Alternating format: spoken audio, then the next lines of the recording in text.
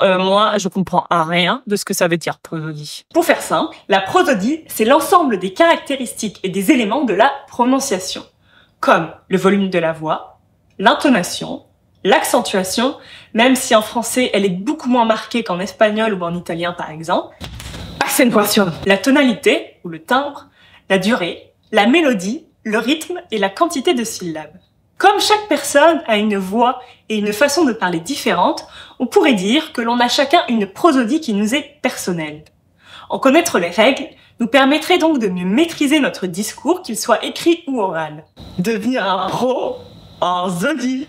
Prosodie. En poésie, la prosodie est très particulière, puisqu'il faut respecter des règles de versification, de rythme et de prononciation précises. Des règles, toujours des règles. Comme la nécessaire articulation de toutes les syllabes.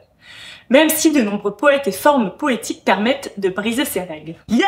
Vive la liberté poétique et à bas les règles de prosodie! Dans son traité élémentaire de prosodie française, Louis Bec de Fouquier, bourgeois, déclare vouloir faire une double étude des lois musicales de la poésie française et des lois naturelles du langage. J'ai rien compris. Eh bien, la prosodie, c'est ça. Mais ça quoi? Tu m'as perdu avec ta citation bourgeoise, là. La prosodie, c'est jouer avec la prononciation naturelle des mots et des phrases et une prononciation plus intentionnelle, plus mélodique ou plus poétique.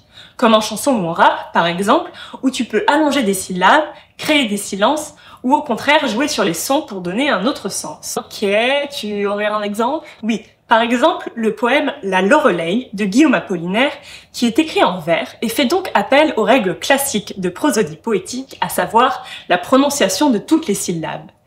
Mais si on fait ça, on se retrouve avec des strophes inégales, comme par exemple « Ô belle Loreley aux yeux pleins de pierreries », 13 syllabes, « De quel magicien tiens-tu ta sorcellerie » 12 syllabes.